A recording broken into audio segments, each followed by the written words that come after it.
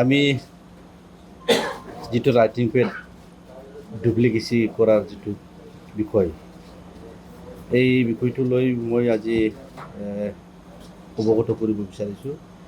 যোৱা 10 তাৰিখ মাৰ্চ এটাতো 10 তাৰিখ মাৰ্চৰ ৰাইটিং পেড ইয়াত ছপাই পেলাই ওলোৱা হৈছে আৰু এটা হ'ল 11 মাৰ্চ 2026 আৰু এটা হ'ল এইটো 11 মাৰ্চ 2026।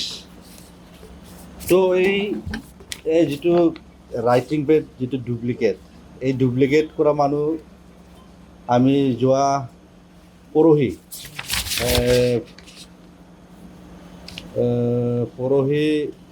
27 তাৰিখ মে মাহত মই আমাৰ কালপ্ৰিট ৰাজীৱ ব্ৰহ্ম তেখেতক মই কোকৰাঝাৰ সদৰ থানাত মই এজাহাত দিয়া হৈছে। তো তেখেতক মই কিয় ডাইৰেক্ট ক'বলৈ সাহস কৰিছে কিয়নো তেখেতে যোৱা কেইদিনমান আগত তেখেতে অফিচত আমাৰ WNCD অফিচত গৈছিল, গৈ পেলাই এটা ৰাইটিং পেড তেখেতে আমাৰ CSD অফিচত ছাবমিট কৰিছে। তো ছাবমিট কৰাৰ পিছত আমাৰ CSD ষ্টাফসকলে বা আমাৰ WNCDৰ অফিচিয়েলসকলে মোক জনালে যে আপোনালোকে বা আপুনি 10 কোটি টকাৰ এটা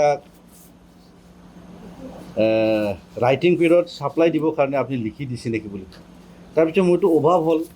তাৰপিছত মই খবৰ কৰিলোঁ বা তেখেতক আমি চিনাকি বা যোনে লৈ গৈছে তাক চিনাকি কৰিবৰ কাৰণে আমাৰ মানুহবিলাকক আমি যাব দিছিলে বা আমাৰ অফিচৰ বা আমাৰ প্ৰাইভেট অফিচিয়েলসকলক মই যাব দি পেলাই তাতে আমি এই ৰাজীৱ ব্ৰহ্ম বুলি এজন ল'ৰাক আমি ইয়াত দেখিবলৈ পাইছোঁ।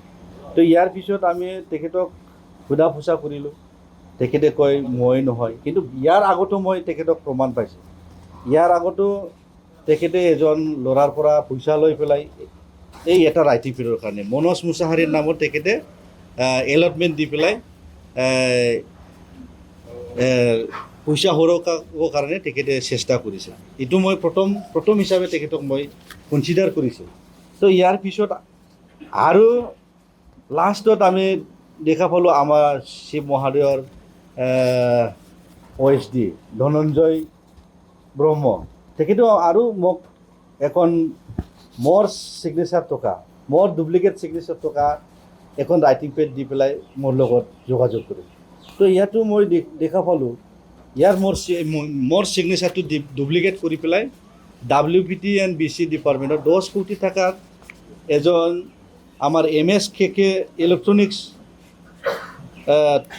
থংলা ওদালগুৰি ডিষ্ট্ৰিক্টৰ এজন ব্যৱসায়ীক তেখেতে এই কামটো প্ৰদান কৰিব বুলি বা এলটমেণ্ট দিব লাগে বুলি তেনেকুৱা লিখা আমি এখন আৰু পত্ৰ পালোঁ। তো এইটোতো কমপ্লিটলি মিছা। এইটোতো মই মোৰ ছিগনেচাৰ কেতিয়াও মই ৰাইটিং পেডত মই তেনেকুৱা কিবা দীঘলীয়া তেনেকুৱা মই ছিগনেচাৰ নিদিওঁ, শ্বৰ্ট ছিগনেচাৰ মই দিয়ে। তো এইটোতো মই কমপ্লিট ধনৰ লগত মই কথা পাতিলোঁ, এইটো একদম ভুৱা। ইয়াৰ ব্যৱস্থাটো মই আইনগতভাৱে মই ল'ম বুলি কয় তেখেতক মই ক'লোঁ। তো ইয়াৰ পিছত মই পিছদিনাই আমাৰ কোকৰাঝাৰ সদৰ থানাত মই এজাহাৰ দিয়া হ'ল। তো যোৱাকালি মই শুনিলোঁ তেখেতক উঠাই থানাত আছে বুলি মই গম পালোঁ। তো তেনেকুৱা নিচিনা ব্যক্তিক মই অলপ আইনী শাস্তি দিয়াটো মই বিচাৰোঁ।